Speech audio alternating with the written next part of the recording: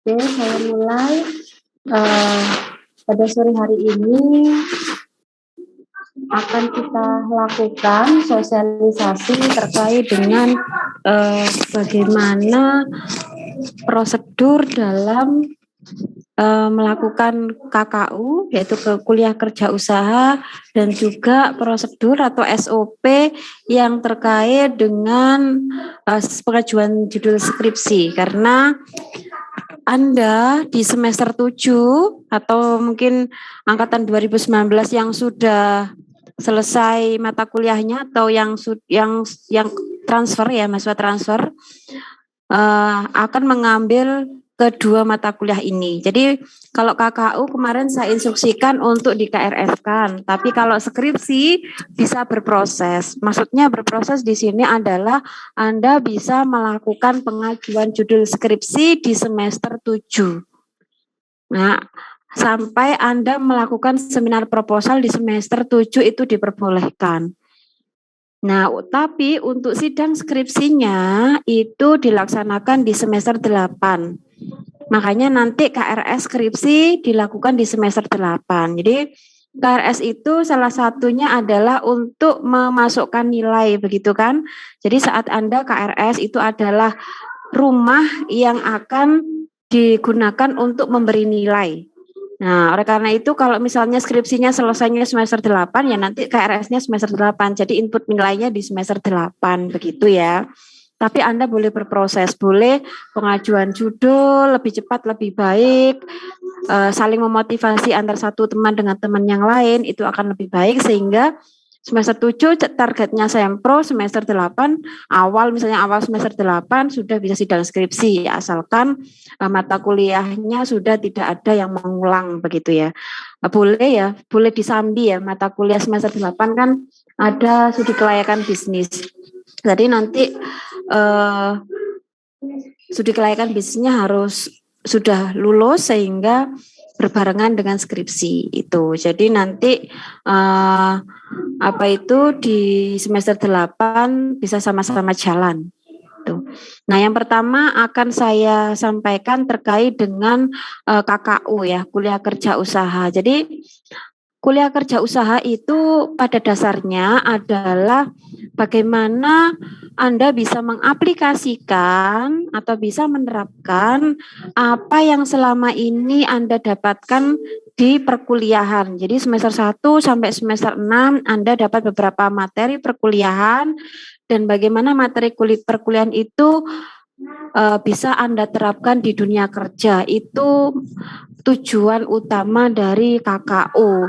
Sehingga saat memilih tempat KKU itu hendaknya atau sebaiknya yang pekerjaannya itu mendukung dari kompetensi yang Anda miliki, yaitu di bidang akuntansi.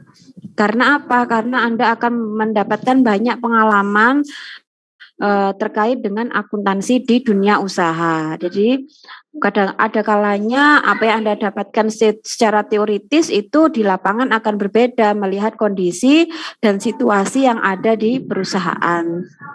Oleh karena itu, untuk pengambilan tempat KKU ini kalau itu perusahaan maka minimal berbentuk CV. Jadi usahanya berbentuk CV. Jangan UD begitu karena tidak ada ilmu yang Anda dapatkan di sana. Maksudnya tidak banyak ilmu yang Anda dapatkan di sana. Nah, kalau bentuknya CV nanti secara akuntansi maupun permasalahan akan kompleks sehingga Anda bisa menyelesaikan, bisa menjadi problem solving, bisa mendapatkan banyak ilmu di sana. Itu kalau perusahaan. Tapi kalau instansinya sejenis dengan misalnya kayak lembaga pemerintahan itu boleh karena sifatnya sudah legal. Tapi lembaga pemerintahannya juga harus disesuaikan dengan kondisi atau dengan kompetensi Anda yaitu akuntansi begitu ya. Jangan nanti lembaga pemerintahannya di mana di hukum misalnya. Ya, hukumnya apa? Hukum pidana misalnya. Ya jangan ya kalau dihukum ya silakan tapi apa terkait dengan audit begitu, audit forensik. Nah, itu boleh. Jadi boleh lembaga pemerintahan, tapi lembaga pemerintahan yang relevan dengan akuntansi. Itu terkait dengan objek tempat pelaksanaan KKU. Jadi minimal CV. Nah, bagaimana Bu prosedur pengajuannya begitu ya? Nah, untuk prosedur pengajuannya ini mahasiswa KKU ini melakukan pembayaran KKU ya. Ini untuk yang P2K karena P2K ini bayarnya tidak UKT ya. Kalau angkatan 2018 ini masih UKT sehingga uang kuliahnya itu sudah include KKU sehingga di mahasiswa yang reguler baik pagi maupun sore tidak perlu membayar KKU lagi karena KKU itu sudah include di UKT. Tapi kalau mahasiswa P2K itu harus membayar kembali karena pembayarannya bulanan ya. Jadi tidak UKT, jadi harus membayar kembali. Nanti berapa besarannya nanti akan saya sampaikan ya. Nah, kemudian setelah melakukan pembayaran, kemudian mahasiswa ini membuat proposal pengajuan KKU. Jadi proposal pengajuan KKU itu ada pengantar, ada isi, maksudnya akan Anda mau ngapain di sana, waktunya kapan, pelaksanaannya kira-kira kapan. Nah, sekitar seperti itu proposal aja. Jadi mengajukan proposal ke prodi tapi melalui staf admin. Jadi Anda serahkan ke staf admin untuk proposal KKU. Nanti Mbak Elma ya, staf administrasi prodi akuntansi itu adalah Mbak Elma. Kemudian nanti Mbak Elma akan membuat surat pengantar KKU. Jadi Anda akan dibuat surat pengantar KKU berdasarkan proposal Anda. Jadi kepadanya adalah kepada misalnya perusahaan PT ABC atau PT Maju Mundur Cantik misalnya. Jadi pengantar ini akan Anda serahkan beserta proposalnya ke instansi atau perusahaan. Ya. Nah, kemudian mahasiswa ini menyerahkan proposal ini ya sudah ya ke perusahaan atau instansi. Kemudian jika perusahaan atau instansi itu berkenan untuk ditempati KKU ya, maka mahasiswa ini akan mendapatkan jawaban dari instansi jika bersedia ditempati KKU begitu ya. Jadi ada surat balasan dari instansi bahwa bersedia menerima mahasiswa KKU. Nah, kemudian surat dari perusahaan atau dari instansi itu Anda fotokopi, kemudian yang kopian Anda serahkan ke admin prodi, ke Mbak Elma. Setelah surat balasan dari instansi itu Anda serahkan Mbak Elma, nanti Mbak Elma akan menunjuk dosen pembimbing KKU. Ya. Jadi dosen pembimbing KKU ini harus Anda maksudnya surat penunjukan dosen pembimbing KKU ini harus Anda serahkan ke dosen pembimbing. Jadi nanti setelah dapat surat penunjukan dosen pembimbing KKU yang sudah ditandatangani oleh Kaprodi, maka mahasiswa ini akan mendapatkan surat penunjukan dosen pembimbing dan form penilaian. Jadi nanti ada form penilaian, terus mahasiswa menghubungi dosen pembimbing, dan ini penting ya. Mahasiswa menghubungi dosen pembimbing dan menunjukkan surat penunjukan dosen pembimbing KKU. Nah, jadi misalnya dosen pembimbing di surat itu tertulis dosen pembimbingnya Bu Jenny. Sebelum Anda melakukan KKU atau sebelum Anda terjun ke lapangan, Anda itu bilang dulu ke dosen pembimbing atau ke misalnya dosennya adalah Bu Jenny, ini adalah surat penunjukan KKU bahwa Bu Jenny adalah dosen pembimbing KKU. Mohon arahan dan bimbingannya, misalnya apa yang harus saya lakukan untuk persiapan laporan. Jadi nanti di KKU itu ada laporan KKU, nanti apa saja yang dilaporkan itu bisa Anda menghubungi dosen pembimbing ya. Jadi misalnya kalau Bu Jenny itu kamu harus menuliskan logbook. Logbook itu daily activity. Jadi setiap hari kamu ngapain di sana. Jadi misalnya hari Senin tanggal sekian kamu ngapain, nah kemudian dikasih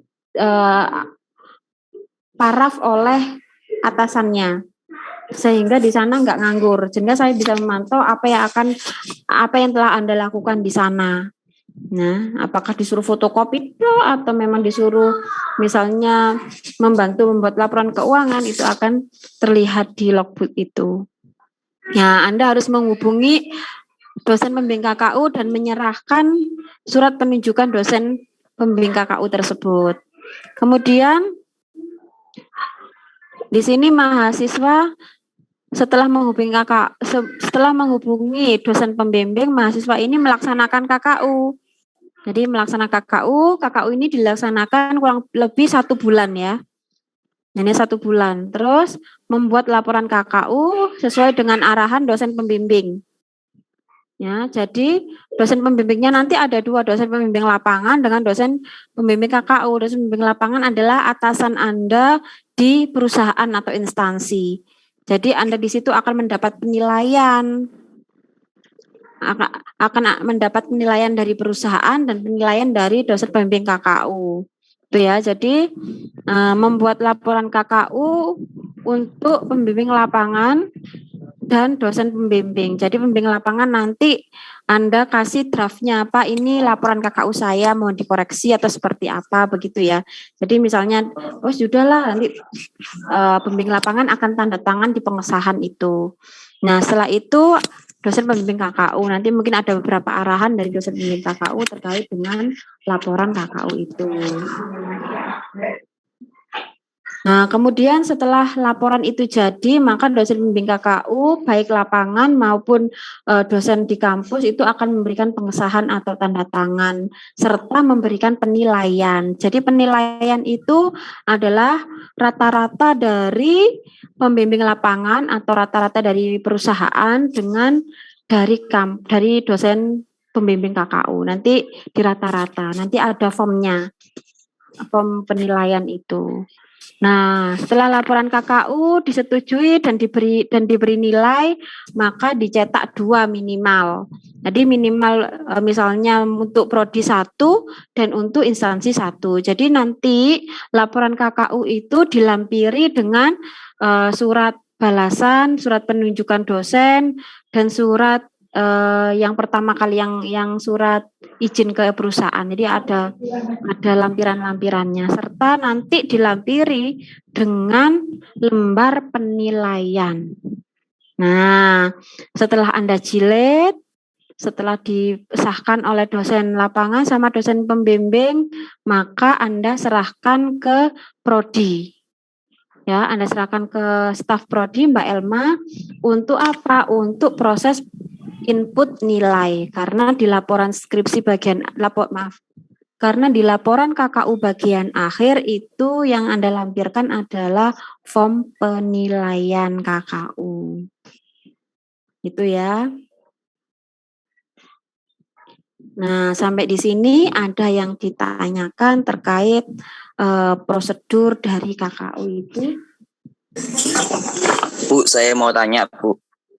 Tanya silahkan, Mas Zainuddin. Bu, saya kan bekerja di dinas pemerintahan di dinas pendidikan, tapi di sekolah negeri. Sehari-hari berada di bagian administrasi dan biasanya itu membantu di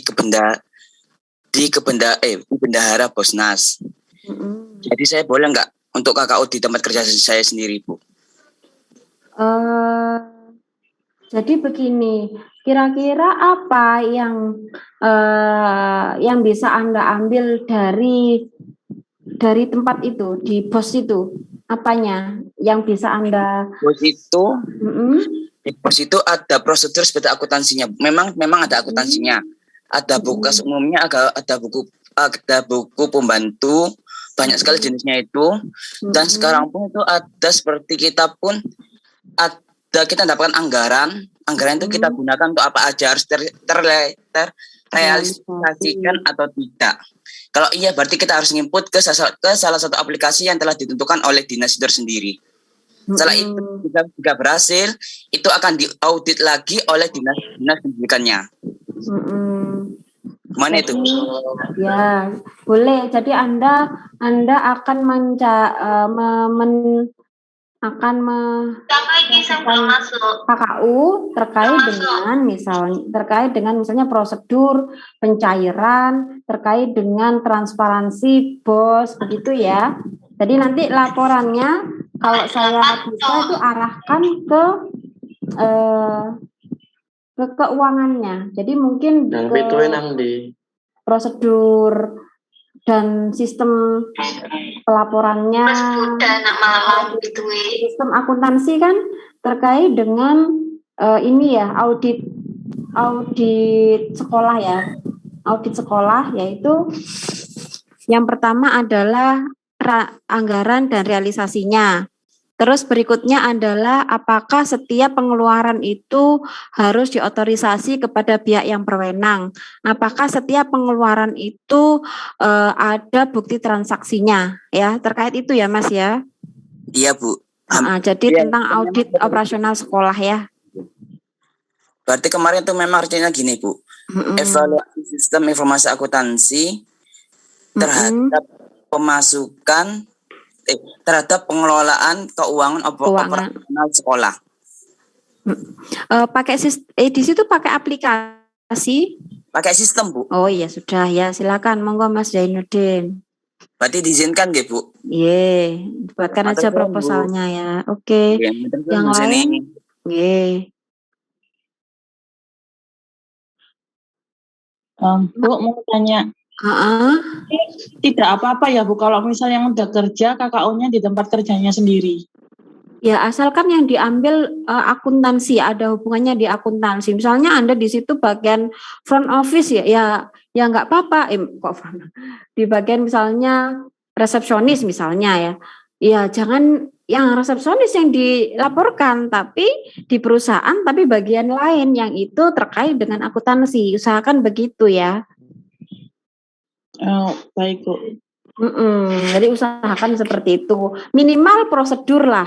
Jadi kalau misalnya di situ kalau masalah keuangan nggak bisa akses karena mungkin perusahaan close terhadap data keuangan, ya minimal sistemnya lah. Bagaimana misalnya sistem terkait dengan pengadaan barang gitu ya. Jadi prosedur pengadaan barang, audit operasional, begitu, audit manajemen gitu ya. Jadi lebih ke ada bau-bau mata kuliah yang ada di akuntansi gitu ya. Ini misal gini kan kerjaan saya kan sebagai seorang accounting. Di situ kerjaan saya itu accountingnya itu banyak gitu loh Bu. Ada penjualan lokal, ada penjualan yang bangunan. Nah itu misal itu apa saya harus masukkan semua atau saya cuma salah satu aja Bu? Enggak. Ambil aja yang salah satu aja. Ambil salah satu bidang aja ya, jangan semuanya ya. Oh gitu, baik Bu. Dan sebenarnya begini ya, saat kita KKU itu tujuannya juga Anda bisa melakukan observasi ya. Observasi terkait apa? Observasi terkait data awal sebelum Anda melakukan skripsi. Jadi bisa jadi Anda teruskan di situ. Setelah saya KKU nanti saya melihat misalnya tentang transaksi penjualannya kok begini ya, kok ada yang salah ya, kok ada yang ganjal ya, ini terkait apa, bagaimana dengan pendapatannya. Nah, itu jadi Anda bisa mengamati di situ sebagai data awal untuk Anda melakukan skripsi gitu. Bisa malah lebih bagus seperti itu, sehingga kenapa di skripsi itu kan ditekankan kenapa Anda ambil judul ini gitu. Karena ada permasalahan di perusahaan itu. Nah, permasalahan itulah yang harus Anda selesaikan dengan melakukan penelitian. Nah, jadi KKU ini sebagai sarana Anda untuk mencari atau menggali data atau permasalahan yang ada di perusahaan, kemudian Anda teruskan untuk dilakukan penelitian. Yaitu nanti endingnya adalah skripsi. Nah, seperti itu juga boleh. Lebih bagus malah. Oke, ada yang lain terkait KKU? Iya Bu Deni, maaf sih mau tanya Bu. Sebelumnya kan ada ketentuan kalau misalnya KKU-nya itu harus di perusahaan yang PT atau UD. Nah, kebetulan kan Saya ralat bukan UD nak. Jadi minimal CV. Jadi CV atau PT, tidak boleh UD. oh ya, kan harus CV atau PT ya, Bu. Nah, kebetulan kan saya kerjanya itu di PT Raja Wali. Cuman di bagian koperasi tapi admin keuangan. Nah, itu apa bisa ya, Bu? Boleh. Jadi enggak apa-apa. Iya. Oke, makasih Bu Zeni. Oke. Ada lagi prosedurnya, terkait prosedurnya sudah jelas ya? Iya, Bu. Insya Allah jelas, Bu. Oke, prosedurnya jelas. Nah, terkait pembiayaan sudah paham ini yang khususnya P2K. Kalau yang mahasiswa reguler ini sudah UKT ya, uang kuliah tunggal, jadi sudah aman lah. Bentar saya tak buka kerpean yang dari Wadek 2 ini. Saya kemarin dikasih contekan pembayaran nanti. Nah ini saya coba share ya, biar paham nanti. Oke, ini ya. Udah terlihat ya.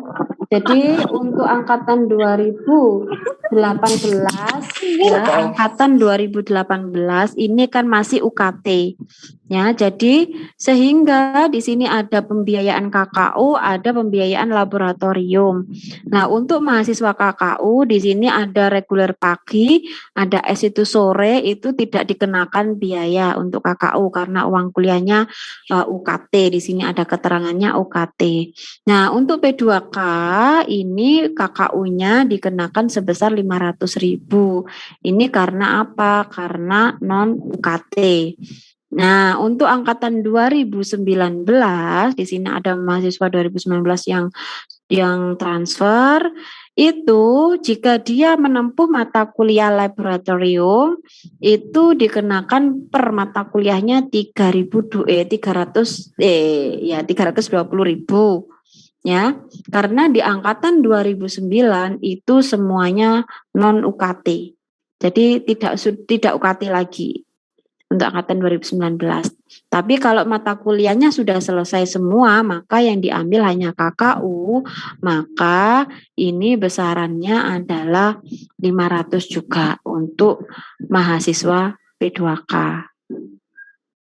Itu ya. Oke. Itu terkait pembiayaan KKU di P2K sebesar 500.000. Terus bayarnya gimana ya? Anda coba diskusikan dengan admin P2K gitu ya. Oke, terus kalau tidak ada yang ditanyakan terkait KKU akan saya lanjutkan ke skripsi.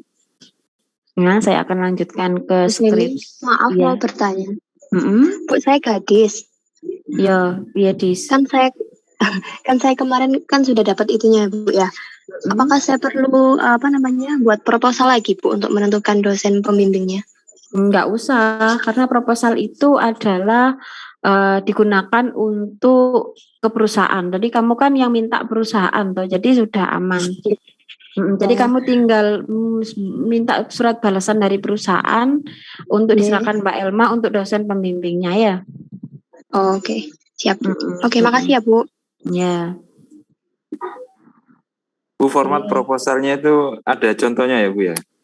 Format proposal, wis tanya kakak kelas saya lah. Ya, Oke, tidak ada format khusus untuk proposal. Yang jelas menunjukkan bahwa tujuanmu ke sana apa gitu loh. Jadi diisinya itu untuk misalnya mengamalkan ilmu yang saya dapatkan selama perkuliahan. Nah, Anda coba cari contekan di kakak kelas. Nggak ada proposalnya, nggak ada ini kok pedoman khusus untuk proposal. Oke, terus ini skripsi ya. Oke, ini sudah muntup kajiannya ngajukan judul skripsi semua ini. Oke. Semester lalu itu mengajukannya bawanter, tapi setelah pengajuan langsung loyo. Nah, itu yang tidak saya harapkan. Jadi pengajuannya bawanter harus juga diimbangi dengan penyusunan proposal. Kemarin yang lulus cepat, jadi semester 7 ini sudah sempro itu Pak Ijin kalau saya, ya anak malam itu sama Tanti. Pak Ijin yang paling duluan. Jadi dia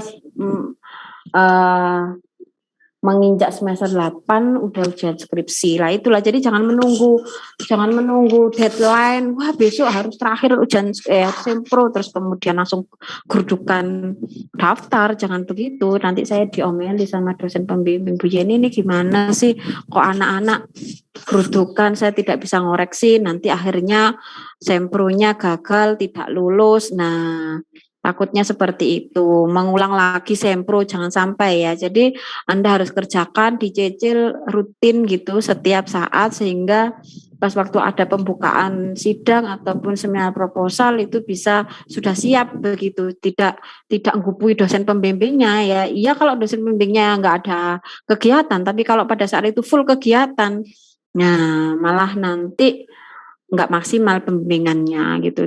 Nah, Bu Jenny kemarin deadline terakhir Jumat ya, Kamis dihubungi sampai ditelepon 11 kali loh. Saya rapat ya nggak bisa ngangkat gitu. Sampai kayak diteror gitu. Nah, oke. Saya lanjutkan ke skripsi. Jadi mahasiswa membayar sisi ke bank sesuai dengan yang sudah ditentukan. Nah, ini pembayaran skripsi itu kalau UKT itu sudah include ya. Ini tadi kan tidak ada terkait skripsi, Bu. Ini ada dua yang menyampaikan ke saya ya. Sudah include kalau UKT ya. Kalau UKT kan iya, ya balik udah include kok, Bu. Oke, jadi satu. KKN sama ini aplikasi komputer itu aja yang ada tambahannya.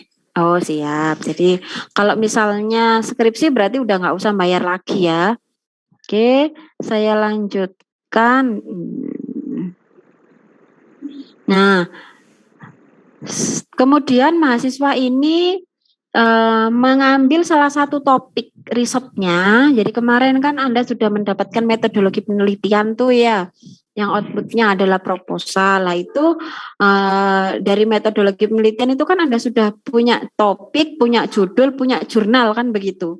Lah itu coba Anda konsultasikan topik skripsi itu kepada calon dosen pembimbing. Jadi nanti dosen pembimbing itu ada 2. Jadi Anda coba pilih salah satu aja dulu yang sesuai dengan topik Anda. Jadi nanti akan saya kasih tahu, oh dosen A ini maksudnya itu kompetensinya di bidang apa, dosen B ini kompetensinya di bidang apa. Nah itu akan nanti saya sampaikan. Jadi Anda nanti just pilih salah satu dosen pembimbing aja. Ya. Nah untuk apa? Untuk konsultasi terkait topik penelitian Anda. Nanti yang satunya akan dipilihkan oleh prodi. Siapa yang dosen pembimbing satunya atau siapa yang dosen pembimbing 2-nya. Begitu ya. Jadi pilih salah satu. Kemudian setelah dipilih ini mahasiswa mengisi form pengajuan judul skripsi. Jadi ada form pengajuan judul skripsi, nanti bisa minta ke Mbak Elma ya, form pengajuannya itu bagaimana, nanti Anda isi, terus di situ ada dosen pembimbing, nanti Anda isi dosen pembimbingnya siapa yang Anda pilih tadi loh ya. Nah kemudian mahasiswa mengisi form pengajuan judul skripsi dan menyerahkan kepada Kaprodi beserta artikel ilmiah yang relevan dengan judul skripsi. Artikel ilmiah adalah jurnal ilmiah ya. Artikel ilmiah yang relevan dengan judul skripsi minimal 3 artikel yang ber-ISSN. Jadi artikelnya harus sudah ISSN atau sudah dipublish begitu. Nah, terus pengajuan judulnya kemana nih? Ya, pengajuan judulnya kalau selama pandemi maka melalui email. Emailnya apa? Email prodi. Nah, tuh coba di screenshot. Di screenshot boleh, dicatat boleh. Nah, nanti jangan sampai WA lagi, Bu, email pengajuan judulnya kemana? Tuh ya, nanti bisa di-share di teman-temannya. Jadi nanti pengajuan judulnya ini form pengajuan judul di-scan, kemudian dilampiri dengan artikel ilmiah, kemudian diserahkan atau di-emailkan ke email prodi. Nah, setelah Kaprodi ini menyetujui pengajuan judul skripsi, selanjutnya admin prodi membuat surat penunjukan dosen pembimbing. Jadi Anda setelah mengajukan judul, Anda tunggu saja, nanti akan terbit surat dosen pembimbing, ya. Nah, ini jangan diteror. Ini maksudnya adalah kemarin itu satu kita proses. Nah, nanti dimarahin sama Pak Dekan. Karena apa? Karena SK dosen pembimbing ini ditandatangani juga oleh oleh dekan.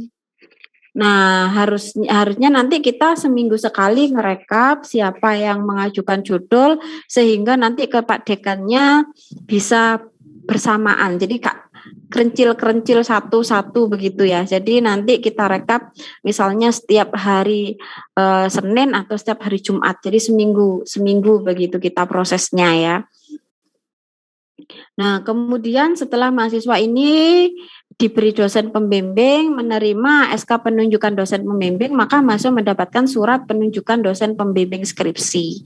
Nah, mahasiswa setelah mendapat surat dosen pembimbing skripsi, Anda menghubungi pembimbing masing-masing dengan menunjukkan surat penunjukan tadi, surat SK-nya. Bapak, ini saya adalah dosen pembimbing mahasiswa bimbingan skripsi Bapak atau Ibu, ini berikut saya lampirkan surat penunjukannya, judulnya sekian, judulnya ini begitu. Nah, kan yang satu tadi kan sudah diskusi, tinggal diskusi yang dosen berikutnya, dosen kedua. Nah, keduanya ini harus setuju dengan topik Anda. Nah, misalnya dosen pembimbing 2 misalnya ada tambahan atau masukan, sebaiknya kamu tambahin ini deh, sebaiknya kamu nambahin ini deh. Nah, kalau sudah ada dosen pembimbing, maka jika ada perubahan terkait dengan judul, Anda tidak perlu mengajukan judul lagi ke prodi. Tinggal Anda meneruskan aja kalau ada pergantian judul ya, karena sudah ada dosen pembimbing. Jadi tidak perlu mengajukan judul kembali. Bu, maaf, ini ternyata sama dosen pembimbing saya judulnya diganti. Nah, apakah saya mengajukan judul kembali? Tidak ya. Tinggal Anda terus aja bimbingan, pergantian judul akan menyesuaikan. Jadi tidak perlu pengajuan lagi. Tuh. Nah, selama bimbingan Anda nanti itu mengisi ini ya kayak kartu bimbingan.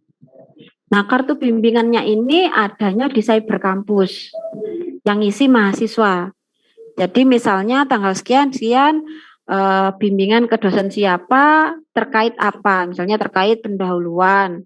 Nah, seperti itu. Terus dosen ini ke dosen ini terkait apa begitu ya. Jadi Anda tulis ini catatan terkait dengan pembimbingan. Nah, bimbingan skripsi itu tidak langsung satu hari jadi ya. Jadi minimal Anda itu melakukan bimbingan sebanyak 10 kali untuk bisa ujian akhir ya. Jadi langsung misalnya 1 konsultasi judul, 2 konsultasi pendahuluan, 3 revisi pendahuluan, 4 konsultasi bab 2, revisi bab 2. Nah, seperti itu. Jadi kita melihat nanti sekitar ada 10 kali bimbingan minimal ya. Jadi bisa 5 kali saat sempro, 5 kali saat menjelang skripsi itu. Nah, sebelum Anda sidang sempro, nanti itu Anda bisa mengikuti sempro kakak kelas atau teman yang lain yang sudah lebih dahulu sempro ya. Anda bisa mengikuti sempro dari teman yang lain. Minimal 5 kali Anda mengikuti sempro orang lain. Kenapa demikian? Tujuannya untuk apa? Untuk memberikan gambaran. Oh, ternyata sempro itu begini ya. Oh, ternyata topik itu begini ya. Dan juga yang paling penting adalah karakter dosen itu seperti ini ya. Itu yang penting. Misalnya sehingga nanti saat Anda mendapatkan penguji si A, penguji si A itu biasanya kalau sempro mesti bertanyanya seputar bab 3 misalnya. Kalau pembimbing B itu kalau penguji B itu biasanya bertanyanya tentang teori. Jadi saya harus mantap di teori. Seperti itu. Jadi itu manfaatnya kalau kita sering mengikuti sempro dari teman-teman yang lain. Kalau topik ini sama dengan topik saya, judul ini mirip dengan judul saya. Kira-kira ada ya yang perlu saya tambahi, yang mungkin saya kelupaan. Nah, itu juga manfaat dari mengikuti sempro dan itu minimal 5 kali. Saat Anda mengikuti sempro, itu jika sifatnya online sempronya, maka Anda wajib men-screenshot proses sempro itu, bukan proses, saat sempro itu. Nah, yang bisa ditunjukkan dengan ada wajah Anda dan juga ada misalnya slide atau yang membuktikan bahwa Anda telah mengikuti sempro itu. Nah, itu ditunjukkan untuk syarat pendaftaran sempro minimal 5 kali Anda mengikuti sempro orang lain. Sehingga kita akan yakin, Anda ini siap mengikuti sempro karena sudah mengetahui bagaimana pelaksanaan sempro itu sendiri. Itu ya. Oke, sampai di sini ada yang ditanyakan? Ini yang semester 7 apa sudah boleh ngambil skripsi, Bu? Nah, semester 7 tadi di awal saya sampaikan boleh Anda pengajuan judul, boleh Anda proses skripsi sampai seminar proposal, sampai bab 1 sampai bab 3. Dari bab 1 sampai bab 3. Tapi ujian skripsinya di semester 8. Jadi KRS-nya di semester 8 jika itu masih ada mata kuliah yang harus diambil ya. Maksudnya apa di sini? Karena kalau ambil semua KKU diambil, skripsi diambil untuk angkatan 2018, SKS-mu nggak cukup. Kan untuk pengambilan KRS kan maksimal 24 SKS. Nah, kalau misalnya Anda mahasiswa transfer dan itu bisa Anda tambahkan skripsi ya silahkan. Ya, kalau mahasiswa yang angkatan 2018 murni itu kan sekarang ditambah KKU adalah 21 SKS. Kalau ditambah skripsi 6 SKS, jadi 27 SKS kan nggak cukup. Maksimal pengambilan KRS kan 24. Lagian semester 7 itu tidak boleh sempro. Tidak boleh sidang skripsi. Nah, timbangannya mubadir nanti pengurangan IPK Anda, karena akan mengurangi IPK Anda. Jadi kalau misalnya skripsi masuk, kan skripsi tidak boleh lulus semester, tidak boleh sidang, berarti nilai Anda kan E. Nah, kalau E nanti agregat akumulasi transkrip Anda akan dibagi per jumlah SKS yang akan Anda ambil, akan terlihat jelek di transkrip. Oh, baik. Berarti kita untuk prosedurnya ini kita bisa ngikutin ya, Bu? Boleh ngikutin ya maksudnya dalam artian? Loh iya, Anda pengajuan judul itu boleh di semester 7. Sempro juga boleh. Kenapa? Kalau nggak boleh ngambil skripsi, berarti semua prosedurnya ini nggak boleh dilakukan gitu sih pemahaman saya tadi. Oke, kayak gitu. Makasih, Bu. Ya. Bu Sen, mohon maaf izin bertanya, Bu. Ya, Bu, mohon maaf tadi sinyalnya itu sulit, putus-putus. Tadi kalau tidak salah saya dengar 2 dosen pembimbing itu yang satu dipilih oleh prodi, yang satunya itu kita bisa milih ya. Nah, untuk dosen yang kita bisa milih itu apakah kita bisa lobby dahulu ya, Bu, sebelum SK yang dari prodi keluar gitu? Maksudnya kita booking dulu gitu untuk Bapak atau Ibu yang itu kita pilih gitu. Bookingnya itu harus ada bahan. Jadi makanya tadi saya sampaikan bahwa Anda itu boleh memilih, tapi memilihnya harus dengan menunjukkan apa Anda meneliti tentang apa, ya jurnal yang terkait apa. Gitu sih kalau saya. Jadi misalnya Anda mau memilih saya begitu ya. Akan saya tanya begini, kenapa kamu ambil judul ini? Mana jurnal yang relevan terkait ini? Kenapa kamu ini? Oh ya, akan saya tanya seperti itu sehingga apa? Anda ini mantep. Oh, ternyata anak ini paham. Anak ini mengerti tentang judul ini. Jadi kamu kalau Anda mencari dosen pembimbing tapi tidak ada bahan yang akan Anda sampaikan, ya percuma dosen pembimbingnya ya wegah. Jadi inden itu, jadi begini. Anda punya topik. Ya, entah itu Anda ketik, saya terapi alasannya misalnya. Kirimkan ke siapa, Bu Rizka misalnya. Mohon maaf Bu Rizka, saya ada topik terkait ini adalah penjelasan awal dari topik saya, ini jurnalnya, mohon apakah Bu Rizka bersedia menjadi dosen pembimbing skripsi saya. Nah, seperti itu misalnya.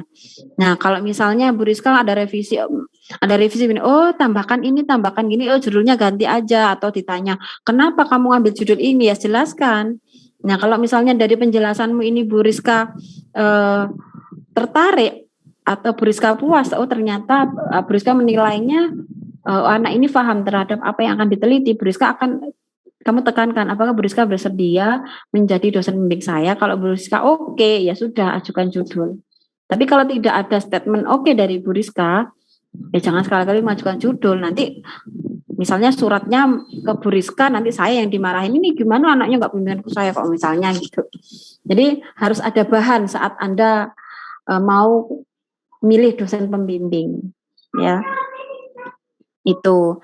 Nah, tapi milihnya oke, boleh milih, tapi akan saya sesuaikan dengan rasionya. Maksudnya akan saya sesuaikan dengan distribusi dosen pembimbing. Jadi misalnya dosen A ini sudah melampaui batas, maksudnya sudah terlalu banyak, maka akan saya cut, akan saya berikan informasi di grup dosen ini sudah tidak boleh diambil karena sudah terlalu banyak. Kenapa demikian? Karena akan mempengaruhi kualitas bimbingan kalau terlalu banyak mahasiswa bimbingannya. Akan saya infokan. Jadi kalau misalnya sementara misalnya Bu Rizka ini sudah terlalu banyak, tidak boleh diskusi atau tidak boleh mengambil dosen Bu Rizka. Tidak boleh memilih dosen pembimbing Bu Rizka. Oke. Maka Anda tidak bisa mengajukan judul dengan dosen pembimbing Bu Rizka karena sudah saya cut terlalu banyak. Anda bisa menggantinya dengan dosen pembimbing lain atau diskusi dengan dosen pembimbing lain. Itu ya. Nah, terus bagaimana ini Bu, apa itu kita kalau memilih dosen pembimbing itu ya jangan asal-asalan, aku seneng ngambil uang iki, jangan. Tapi dosen pembimbing itu harus kalian sesuaikan dengan kompetensinya di bidang apa, begitu ya. Nah, kalau tidak sesuai dengan kompetensinya maka akan ditolak oleh dosen itu. Misalnya Anda mengajukan judul tax planning misalnya. Perencanaan pajak lah, saya kan kurang paham terhadap perencanaan pajak, tapi kalau akan saya tolak, mohon maaf, mungkin Anda bisa diskusi terkait pajak terhadap Bu Rizka, ya, Bu Rizka yang dosen pengampu mata kuliah pajak, akan saya tolak karena memang itu saya tidak kompeten di bidang itu. Nah, seperti itu ya. Jadi harus sesuaikan dengan saya mengambil topik apa sih. Nah, itu harus Anda sesuaikan. Nah, misalnya seperti ini. Nah, jika Anda ini sudah tidak lagi berlaku. Oke. Misalnya Anda ingin mengambil keuangan. Keuangan ini terkait apa sih? Mungkin terkait laporan keuangan, terkait aset terkait penyusutan, terkait aktiva, terkait dengan piutang, terkait dengan piutang tak tertagih, terkait dengan utang dan sebagainya, itu bidang keuangan ya. Hubungan dengan laporan keuangan adalah bidang keuangan. Itu ini mohon maaf ini data lama, jadi ini jangan minta dosen pembimbing ini loh ya. Iya Bu. Ya Bu. Jadi di keuangan ada Pak Samsul, ada Pak Aziz. Jadi rata-rata kalau keuangan semuanya bisa sih ya. Karena apa? Karena memang di dosen akuntansi otomatis keuangannya juga bisa ya terkait dengan laporan keuangan, semua dosen bisa ini. Ini kan dosen kita semuanya. Ini ada salah satu LB ya, dosen LB. Mungkin Anda di audit menemui Pak Sujono, ini juga bisa Anda bisa berdiskusi sama beliau untuk menjadi dosen pembimbing. Mohon maaf, jangan diskusi sama beliau sih. Nanti Prodi yang akan memilihkan karena beliau ini bukan dosen tetap, tapi dosen LB. Ya, jadi nanti karena beliau tidak kita sosialisasikan, boleh mengambil bagaimana prosedur pembimbingan. Jadi ini tidak bisa dipilih, nanti kita akan yang ngasih kalau Pak Jono ini ya. Jadi untuk dosen yang akan Anda pilih jangan ke Pak Jono dulu. Jadi Pak Jono ini bisa kita kasih untuk menjadi pembimbing, tapi hanya melalui prodi. Ya, hanya melalui prodi. Tidak boleh Anda langsung menghubungi Pak Jono untuk minta jadi dosen pembimbing. Tidak boleh ya. Karena beliau bukan dosen tetap kita. Nah, tentang sektor publik. Sektor publik ini mungkin terkait dengan tadi di sekolah, di panti asuhan, di yayasan, itu adalah sektor publik. Itu bisa ke Bu Gita sama saya. Ya. Nah, ini bisa ke Pak Andrianto ini karena Pak Misrin tidak ada, dan bisa ke Pak Andrianto juga bisa sektor publik. Ya. Terus kemudian audit keuangan atau audit internal itu bisa ke ada Pak Jono. Nah, kalau di ini kita pisahkan, kenapa sih? Karena ini biasanya dosen yang senior, ini yang junior. Tapi untuk sekarang tidak ada pemisahan. Kalau di tahun lalu itu pembimbing 1 itu harus ini, pembimbing 2 itu harus ini, gitu ya. Tapi sekarang SK-nya atau peraturannya sudah berubah, jadi semua bisa menjadi pembimbing 1 ataupun semuanya bisa menjadi pembimbing 2 karena semuanya sudah punya jabatan fungsional itu. Nah, di sini kok nggak ada Bu Halimah ya? Nah, Bu Halimah belum punya jabatan fungsional. Udah biar Bu Halimah termotivasi untuk segera mengurus jabatan fungsional. Karena untuk menjadi dosen pembimbing skripsi itu harus punya jabatan fungsional. Nah, oke. Terus audit keuangan atau audit internal itu terkait dengan misalnya prosedur, SOP, terus kemudian sistem akuntansi itu ke sini. Nah, itu bisa dosennya bisa ambil ini. Terus kemudian ada pajak itu bisa Pak Andrianto, Bu Rizka, Pak Ma'ruf itu bisa pajak. Ya. Terus tentang syariah itu bisa Pak Ezif, bisa Pak Andrianto. Nah, kalau Bu Halimah ini sudah punya jabatan fungsional, jadi kalau Anda terkait dengan instansi yang syariah, maka di sini akan ditambah Bu Halimah. Ya. Terus ada akuntansi biaya atau akuntansi manajemen, ini ada Bu Ana, ada saya, dan Bu Gita, serta Pak Samsul. Itu. Nah, boleh. Jadi Anda konsultasi judul, boleh ke semua dosen yang sesuai dengan kompetensinya ini. Nah, ini Anda pilih, saya mau ke pajak, Bu Rizka atau Pak Andrianto. Saya mau ke audit keuangan, ke Bu Fitri, ke Pak Andrianto. Silahkan, atau Bu Gita, silahkan. Tuh. Ada yang tanyakan sampai sini? Saya izin bertanya, Bu. Saya kan itu Bu, tahun 2019 saya masih tapi saya reguler pagi Bu. Nah, semester 6 kemarin ini kan saya masih ada mata kuliah yang belum saya ambil karena memang terbentrok sama jadwal Bu. Jadi saya ambilnya di semester 8 nanti. Nah, pertanyaan saya tuh apakah nanti itu saya menyelesaikan yang belum dulu baru saya bisa sidang atau gimana ya Bu ya? Saya bingung. Bisa barengan Mbak, bisa barengan. Bisa sidang juga, tapi belum tentu bisa yudisium. Paham maksud saya? Anda bisa sidang skripsi di semester 8 sambil mengikuti mata kuliah yang mengulang. Tapi belum tentu bisa yudisium. Kenapa? Ya, bisa jadi mata kuliah yang mengulang tadi nilainya D. kan tidak boleh lulus dengan nilai D. Berarti Anda tidak bisa yudisium, harus Anda perbaiki dulu nilainya. Tapi sidang selesai, oke, nggak apa-apa. Jadi yudisium itu syaratnya tidak ada mata kuliah yang nyantol. Atau mata kuliah inti akuntansi tidak boleh nilai C. Jadi kalau misalnya ada kesempatan mengulang ya silakan diulang. Gitu. Ya, boleh berjalan kedua-duanya. Boleh sedang skripsi, boleh. Gimana?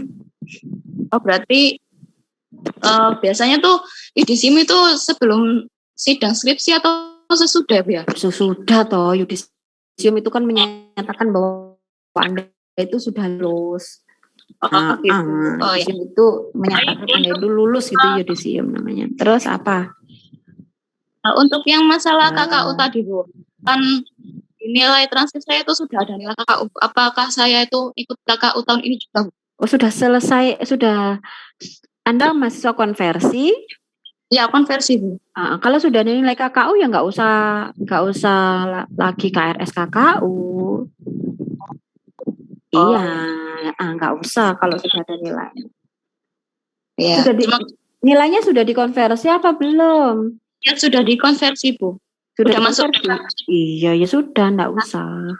Nggak perlu ngapain, buang-buang waktu nanti. Ya, Bu, terima kasih, Bu. Anda bisa langsung fokus ke skripsi Anda. Oke, ada yang lain? Bu, saya mau tanya. Gimana? Kalau mau ambil topik akuntansi lingkungan, mengajukan ke dosen siapa nih, Bu? Di akuntansi, di akuntansi keuangan. Akuntansi lingkungan itu kan bagaimana pelaporan tentang lingkungan itu, bagaimana laporan keuangan tentang lingkungan ya? Iya, Bu, benar. Ya sudah di keuangan ya. Jadi bagaimana menyampaikan laporan keuangan terkait dengan lingkungan. Jadi ya di keuangan, di laporan keuangan di sini ya. Pakai sini ya. Iya, Bu, terima kasih. Oke, ada yang lain?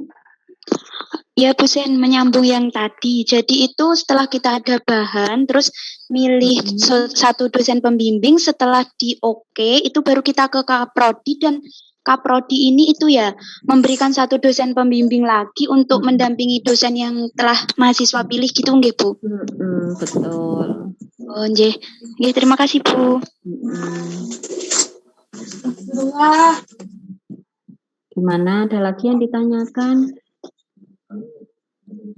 Nah, jadi ini ada catatan, kompetensi tersebut tidak mengikat. Apabila dosen yang bersangkutan mau membimbing di luar kompetensinya diperbolehkan.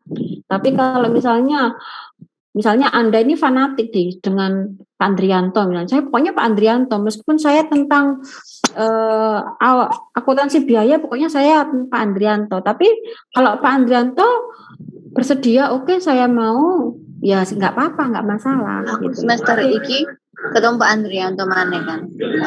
Dosen penguji nih Pak Andrianto.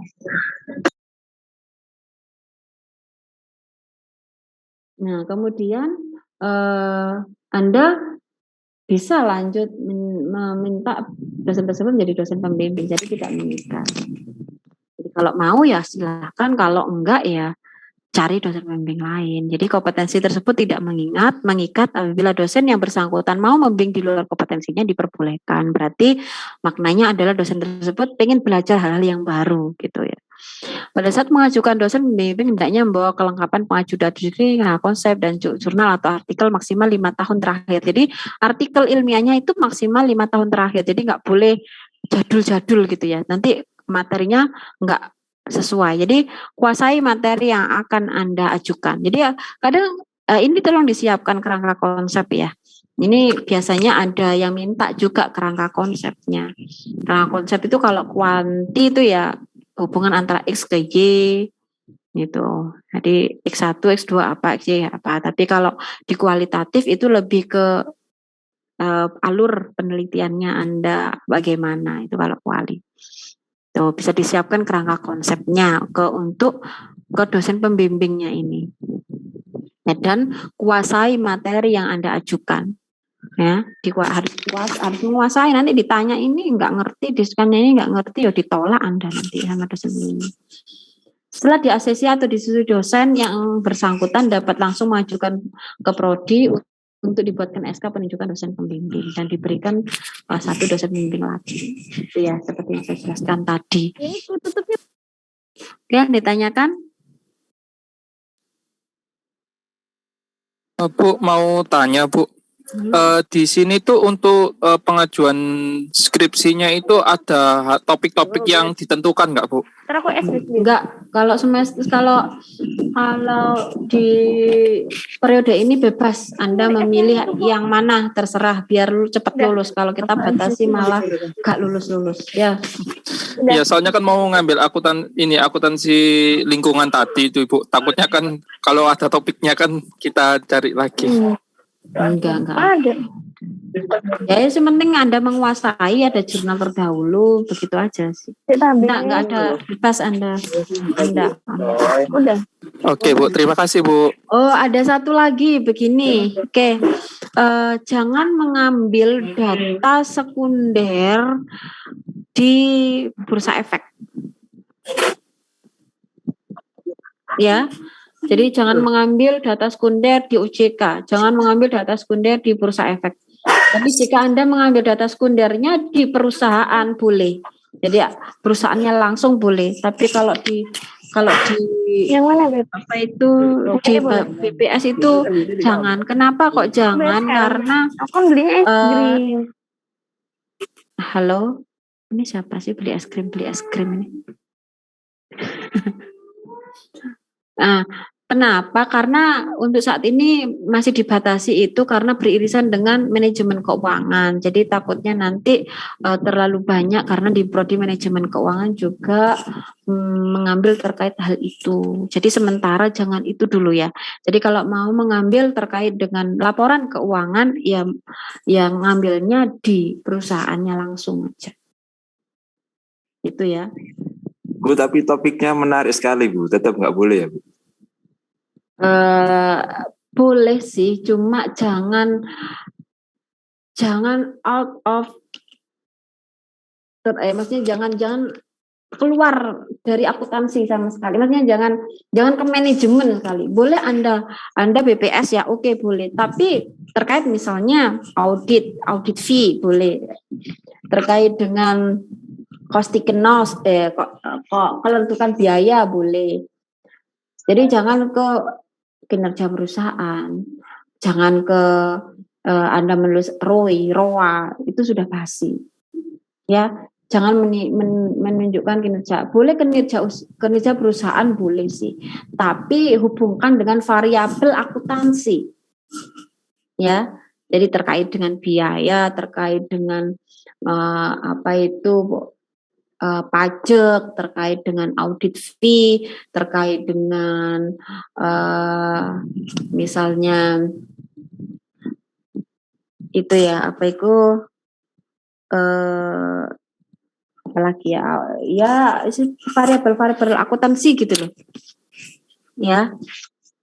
Baik Bu, terima kasih. Menarik boleh, tapi ya ada variabel akuntansinya lah, jangan kayak variabel manajemen banget gitu, nanti takutnya saya yang dilabrak oleh Kapodi manajemen. Ini wilayahnya manajemen digarap akuntansi, takutnya seperti itu. Saya hanya menjaga saja. Jadi boleh, tapi asalkan Anda masuki variabel-variabel akuntansi. Itu. Oke, ada lagi? Bu, saya ingin bertanya lagi Bu. Kan tadi kata Ibu kan saya bisa fokus ke skripsi Bu. Nah, untuk semester ini apa saya boleh mengambil mata kuliah skripsi Bu atau tidak? Boleh, silahkan. Kalau SKS-nya cukup, boleh. Nanti kalau ya boleh, silahkan. Kalau semester 8, Anda ini transfer ya? Iya Bu. Oke, kalau semester 6 kemarin masih ada yang belum Bu. Oh ya, nggak apa-apa. Jadi Anda boleh ambil skripsi. Nanti kalau belum lulus semester 8 ngambil lagi, semester depan ngambil lagi boleh. Jadi KKU dan skripsi ini akan saya tawarkan di semester ganjil dan genap. Jadi kalau semester ini nggak lulus, bisa semester berikutnya. Sama dengan KKU. Kalau KKU semester ini belum tuntas, kadang ini P2K sing rodok beler berdasarkan dari pengalaman. Kenapa? Karena ini merasa ini perusahaan saya gampang lah nggak laporan keuangan, wong ini sudah kegiatan sehari-harinya. Lah, buat laporan keuangannya ini yang mesti molor. Akhirnya semester 7 nggak selesai laporannya. Akhirnya semester 8 nggak selesai lagi. Nah, akhirnya semuanya 9 akhirnya.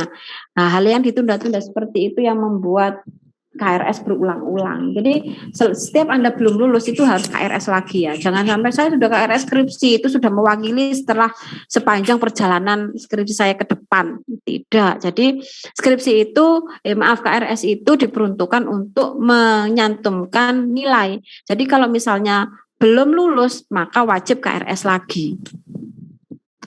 Itu ya. Jadi boleh Anda mengambil KRS asalkan bisa diklik lah, maksudnya tidak melebihi 24 SKS. Oh, masih belum ada. Saya mau bertanya. Gimana? Alfi dulu, apa Alfi? Meskipun mata kuliah di semester 6 masih belum ada yang diambil, boleh Bu? Semester 6 masih belum ada yang diambil. Loh, ya. Anda ini kurang berapa mata kuliah sih? Semester 6, sekarang prosesnya semester 6. Enggak, semester 6 kemarin tuh masih ada yang belum saya ambil Bu, karena jadwalnya bentrok Bu. Oh. Jadi kan saya kan nanti ambil di semester 8. Oh iya sih. Untuk biayanya Bu, apa saya membayar itu Bu, skripsi apa? Anda P2K? Bukan Bu, regular pagi. Regular pagi 2019. Sudah include ya Mbak Elma ya, 2019 ya. 2019 saya rasanya bukan. Kalau skripsi udah include Bu. Oh skripsi udah include ya, include SPP itu. UKT, iya.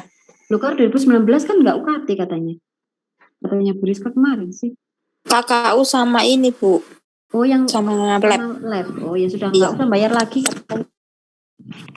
Nggak usah bagi. Oh ya, terima kasih Bu informasinya. Hanya KKU sama lab yang mulai 2019 itu bayar di luar UKT. Ya oke. Oke, yang lain. Tadi siapa Mas yang mau bertanya? Saya Bu. Untuk yang terkait KKU itu memang bisa di semester 7 atau di semester 8? Iya, boleh semester 7, boleh semester 8. Tapi Prodi mengarahkan semester 7 boleh KKU deh. KKU dulu, baru semester 8 skripsi. Kalau mau dibalik ya monggo silahkan.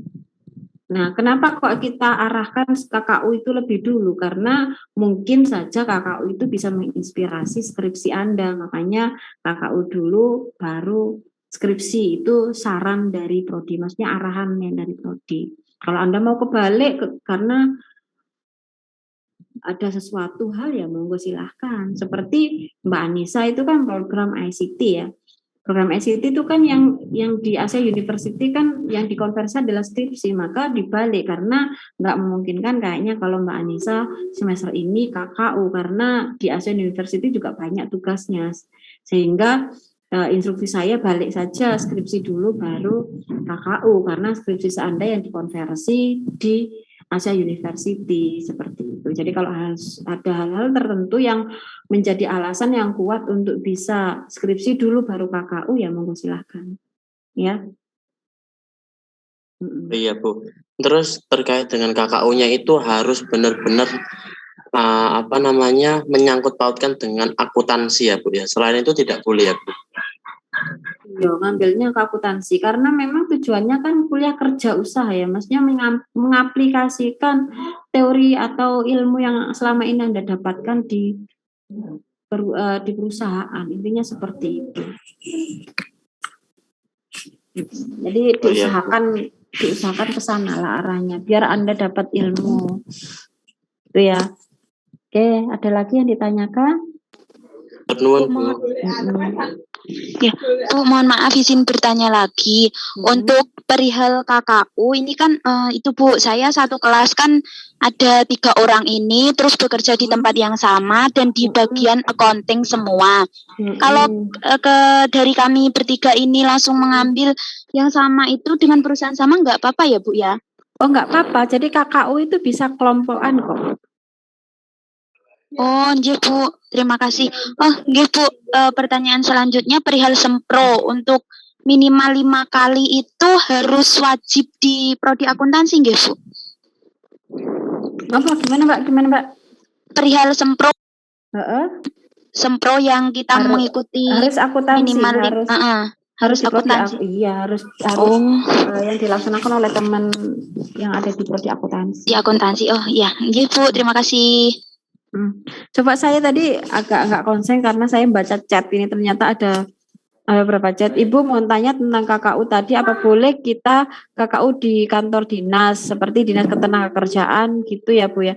Ya kalau misalnya kita di sana bagian KKU ya bagian keuangan ya nggak masalah, atau di dinas pajak gitu ya nggak masalah. Kalau di dinas ketenagakerjaan kalau yang diambil hanya Anda di bagian fotokopi, ya kan nggak ada ilmu yang Anda dapatkan kan eman gitu loh. Ya, jadi kalau Anda bisa masuk di situ dan Anda bisa mengambil di membantu di staf keuangan, ya silahkan. Tapi nggak boleh tamas soalnya kurang dengar dan kurang fokus tadi, Mas. Apa itu maksudnya?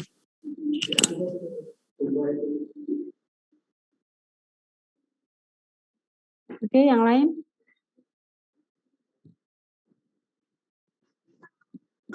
Untuk berapa lama kakak itu ditentukan oleh dosen atau kita sendiri, Bu? Kurang lebih 1 bulan. 1 bulan aja.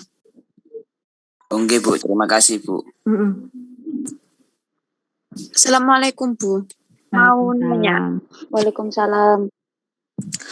Kan katanya itu bisa kelompok ya Bu ya. Kalau bisa kelompok itu nanti laporannya itu sendiri-sendiri gitu tak Bu? Bisa cari di luar kota. Kalau seumpama masih dari Jombang itu bisa di luar kota terus kita nyari bareng-bareng tapi laporannya itu sendiri-sendiri. Apa bagaimana Bu? Ya kalau misalnya bagiannya sama ya nggak apa-apa, laporannya satu. Itu biasanya dosen pembimbing lah yang minta ya. Kalau saya sih laporannya satu nggak apa-apa karena memang bagiannya sama. Tapi kalau bagiannya beda ya laporannya dewe-dewe meskipun satu instansi ya. Oh baik Bu, terima kasih. Pengajuannya boleh pengajuannya sih boleh bareng, tapi laporannya beda kalau misalnya ininya bagiannya beda, ya kan? Bu, untuk mulainya KKU itu kapan ya Bu ya? Ya Anda start semester 7 ini boleh KKU, sekarang pun boleh KKU. Ini ada mahasiswa yang sudah KKU di awal September ini. Boleh, Anda semester bulan ini boleh, bulan depan ini, pokoknya selama semester 7 gitu loh. Jadi malah jadi tempatnya itu cari sendiri gitu ya Bu ya, bisa di luar kota mana saja gitu ya Bu ya. Boleh, makanya kita bebaskan karena ini masa pandemi, jadi tidak harus Anda di Surabaya. Jadi mungkin di dekat tempat Anda tinggal ada perusahaan ataupun instansi pemerintah yang itu bisa Anda masuki ya monggo silahkan. Baik Bu, terima kasih Bu. Permisi Bu Sen, izin bertanya lagi Bu. Iya Bu, menyambung yang tadi itu untuk laporannya jika bagiannya sama terus perusahaan sama kan boleh hanya satu. Tapi untuk pengajuan proposal itu tetap masing-masing nggih Bu? Enggak, satu kelompokan ya proposalnya satu, nanti oleh kan begitu ya, proposal oleh Sutina dan Sutini misalnya, mohon maaf. Ya, jadi satu, jadi namanya nanti 2 gitu ya, seperti Anda membuat proposal penelitian gitu ya. Jadi oleh siapa dan siapa begitu. Nah, kalau membuat laporan, kalau laporannya itu satu, jadi kemarin juga ada bimbingan saya yang laporannya itu satu, tetap nanti penilaiannya 2. Jadi penilaian itu masing-masing mahasiswa. Nah, dan itu dilampirkan di akhir laporan sehingga nanti ini laporannya satu, mahasiswanya 2, covernya juga 2, olehnya 2, terus lembar penilaiannya juga masing-masing per nama lembar penilaian itu.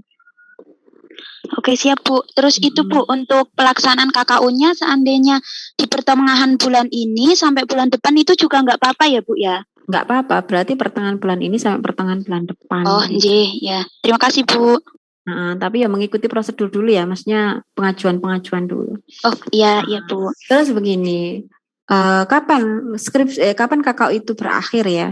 Ya, maksudnya kapan KKU itu harus atau diharapkan berakhir itu sebelum input nilai. Jadi Anda UAS itu sudah harus menyelesaikan laporan KKU. Karena apa? Input nilai KKU itu bersamaan dengan input nilai mata kuliah. Nah, input nilai mata kuliah itu kan setelah UAS. Jadi diharapkan atau kita menghimbau agar pada saat UAS itu laporan sudah clear sehingga nilai Anda sudah bisa diinputkan di semester ini. Ya, paham maksud saya? Jadi nilai KKU itu diinputkan bersamaan dengan penginputan nilai mata kuliah. Berarti maknanya adalah Anda harus selesai membuat laporan KKU itu selesai pada saat pelaksanaan UAS lah. Pelaksanaan UAS sudah selesai sehingga setelah laporan selesai, penilaian selesai, KKU itu bisa diserahkan ke Mbak Elma. Nanti Mbak Elma bisa teruskan untuk menginput nilai KKU tersebut. Nah, tapi kalau misalnya batas penginputan nilai setelah UAS itu sudah berakhir ya tidak bisa diinputkan lagi nilai Anda. Berarti Anda harus KRS lagi di semester 8 untuk bisa menginputkan nilai. Ya, jadi kalau mau inputnya itu di semester 7, maka sebelum UAS laporan sudah harus selesai. Paham ya? Halo. Paham Bu. Bu, saya mau tanya Bu. Paham. Ya, Mau silakan. nanya. Bu, saya mau tanya Bu.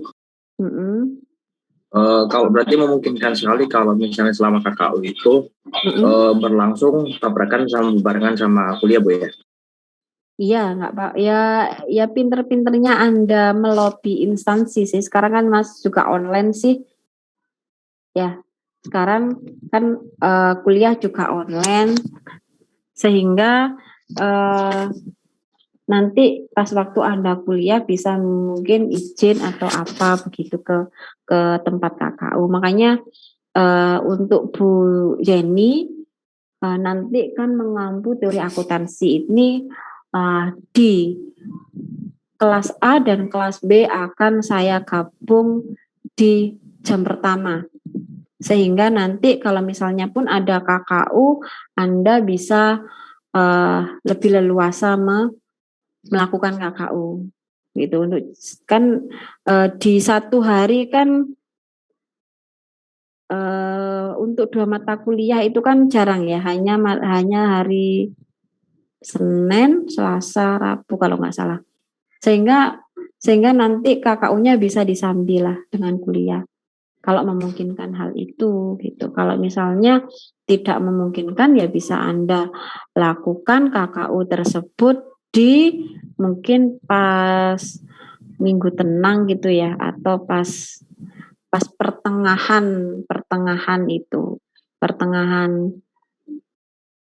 liburan gitu. Jadi nanti di semester 8 akhirnya ketemunya KKU itu. Jadi pinter-pinternya melobi inilah tempat kerja lah. Menambahkan aja mungkin saya dapat informasi dari manajemen karena ada salah satu mahasiswa manajemen yang waktu pelaksanaan KKU itu juga melakukan kuliah, lalu perusahaan tersebut seperti kayak jadi kayak ini kamu kan magang, ngapain masih kuliah, kan kamu harusnya fokusnya magang gitu. Jadi mungkin saran saya mungkin buat teman-teman semuanya kalau mau KKU dari awal minta izin dulu, minta izin dulu dan disampaikan ke instansi yang mau dibuat magang itu apa diizinkan atau diperbolehkan jika sambil kuliah waktu senggang atau nanti waktu istirahat atau gimana gitu. Jadi agar perusahaan itu tahu lebih awal gitu loh Bu, nggak dari tengah-tengah waktu KKU perusahaan tahu kalau disambi dengan kuliah itu tadi. Ya waktu pengajuan proposal itu mungkin ya Mbak Elma. Nggih Bu. Jadi waktu mengajukan proposal, minta izin mau melakukan KKU di sini itu sambil dijelaskan ke perusahaan kalau misalnya kalau sambil kuliah gimana, apa diperbolehkan gitu. Agar nggak ada terjadi salah paham waktu udah melaksanakan KKU di pertengahan itu. Gitu. Lebih aja ya, Mas. Nggih. Siap. Terima kasih Bu ya. Terima kasih. Ya, terima kasih.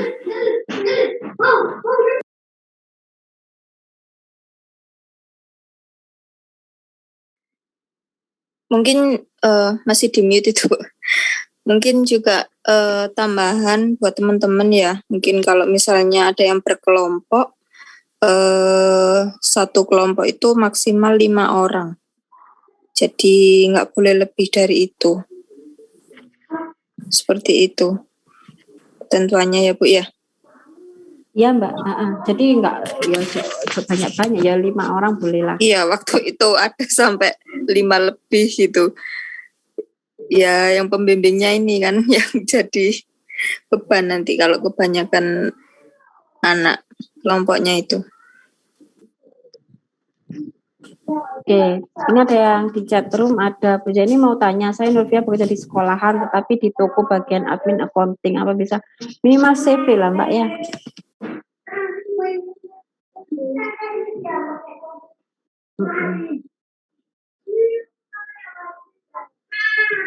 Kalau di toko bagian admin ya hanya nerima uang saja, gitu kan. Jadi nggak terlalu kompleks itu. Minimal CV. Itu ada yang lain? Bu mau nanya lagi. Jadi pada intinya itu dikumpulkan KKU-nya itu dimulai semester 7 ini dan selesainya itu sebelum UAS gitu. Intinya. Iya, jadi maksudnya adalah Anda bisa mengatur pelaksanaan KKU itu kapan begitu ya. Jangan misalnya UAS-nya Januari, Anda KKU-nya mulainya Januari ya, nanti telat Anda mengumpulkan KKU. Jadi input nilainya juga akan telat. Jadi maksud saya sampaikan bahwa untuk bisa diinput nilainya di semester ganjil ini, maka UAS itu sudah harus selesai. Maka Anda bisa mengestimasi kira-kira saya KKU kapan ya, saya membuat laporan kapan ya, itu ya terserah diatur Anda sendiri. Kalau Anda mau saya bulan Oktober aja deh Bu, kan misalnya tanggal 1 Oktober sampai 31 Oktober, ya oke silakan. Saya mau November aja silakan, asalkan nanti laporannya maksimal pada waktu selesai UAS itu. Iya Bu, baik Bu, terima kasih Bu. Oke, ada yang lain? Kalau itu per kelompok berarti laporannya 1 atau 3-tiganya bikin Bu? Kelompoknya bikin masing-masing. Nanti konsultasi dengan dosen pembimbing ya. Ya. Ya itu tadi yang sudah dijelaskan sama Bu Zeni itu Mbak.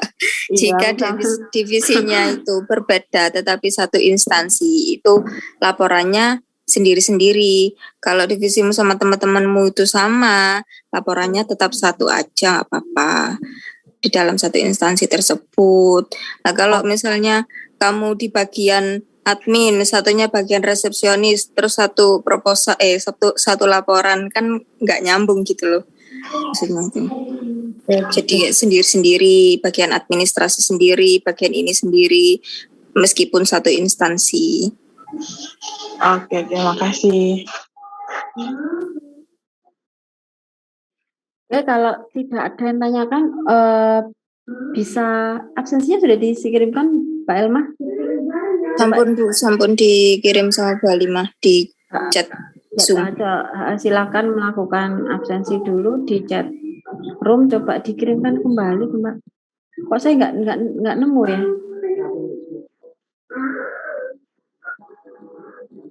Bu Halimah bisa dikirim lagi ininya apa Bu itu? mau tanya lagi Bu. Ya silahkan. Untuk perusahaan yang minimal CV tadi itu perlu dibuktikan apa enggak usah Bu? bahwa perusahaan itu Ya kan nanti laporan kan nanti apa itu di surat balasan itu kan akan tertera atau perusahaannya. Ya di laporan di surat balasan kan dalamnya ada kopnya, ada tanda tangan, ada stempelnya kan dapat dilihat toh. Bu Jenny, saya mau bertanya. Karena tadi Bu Jenny bilang kalau KKU saya di semester 8, apa boleh saya mengikuti KKU di semester 7 ini, Bu? Sedangkan meskipun nanti kalau saya kewalahan kan nanti bisa diulang lagi skripsi ataupun KKU-nya di semester 8. Ya satu rentanis, kamu yang jalani. Nah, kamu merasa juga terserah kamu. Ya kan saya bisa mengatur waktunya. Iya, nanti terserah kamu, terserah sampean, terserah Mbak Nisa lah. Nanti kalau misalnya Anda merasa bisa ya silahkan gitu loh ya. Kan yang tahu kok kemampuan, yang tahu waktu, yang tahu apa yang akan dilakukan kan Mbak Nisa sendiri ya. Ya nggak apa-apa. Silakan. Mungkin bisa dikonsultasikan juga dengan dosen wali ya.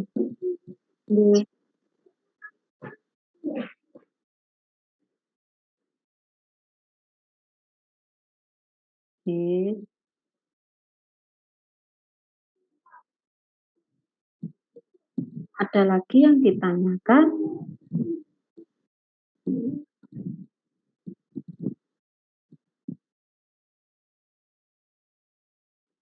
Kalau tidak mungkin saya akhiri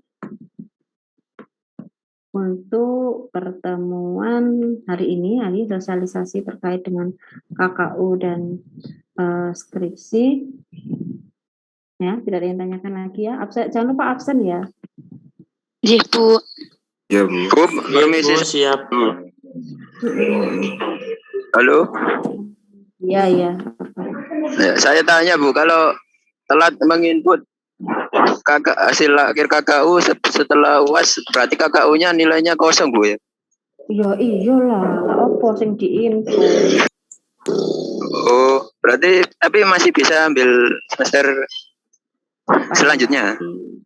Oh, ya Bu. Jadi makasih.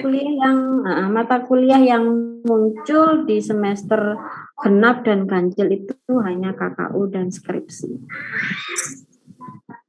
Nanti akan saya tawarkan lagi KKU dan skripsi.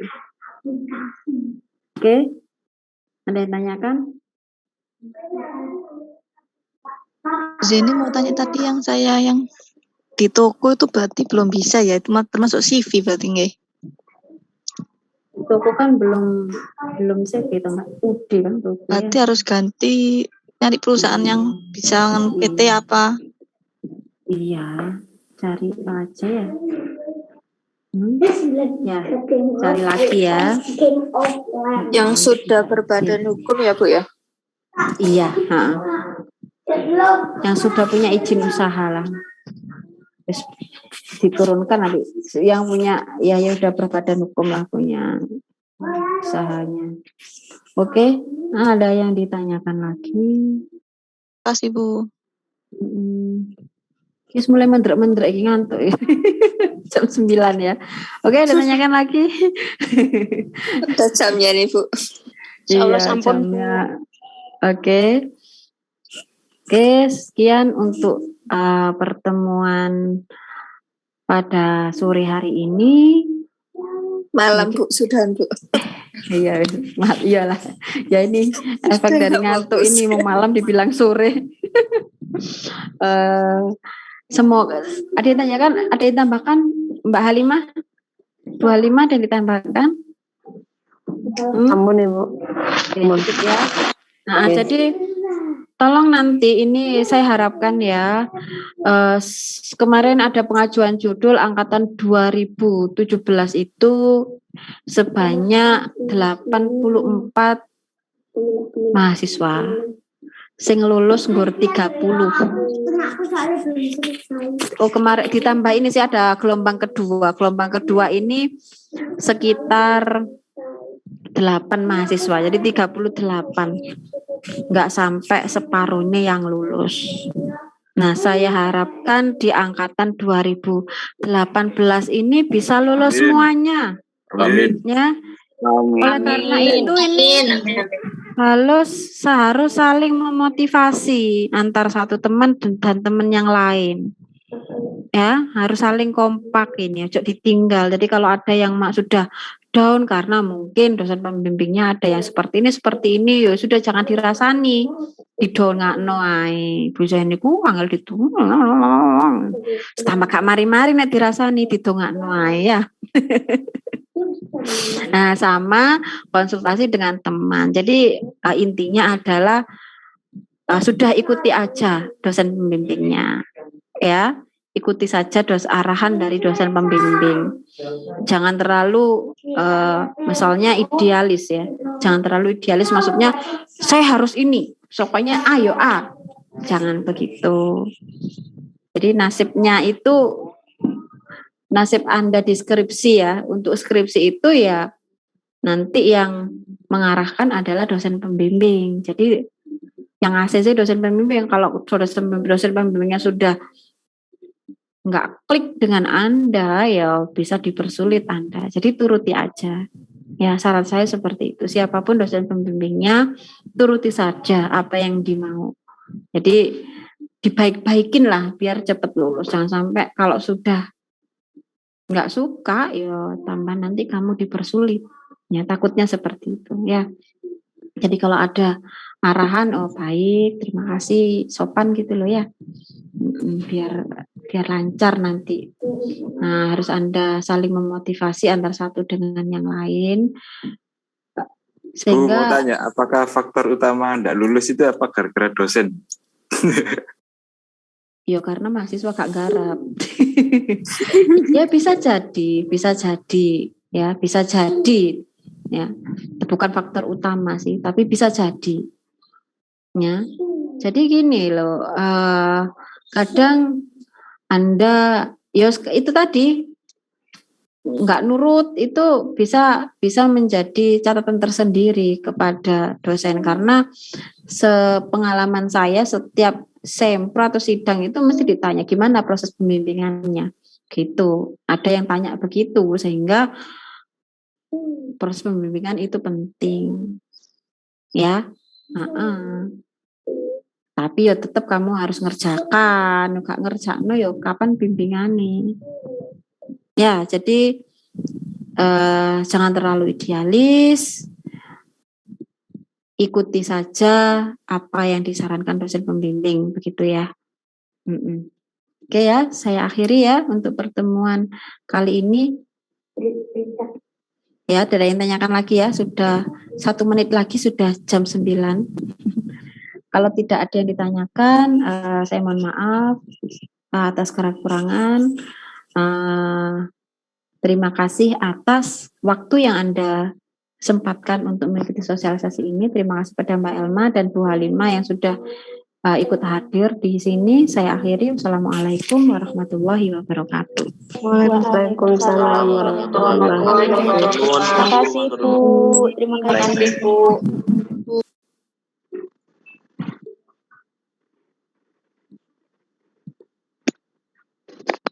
Nih, tak lewat ya. Tapi ya.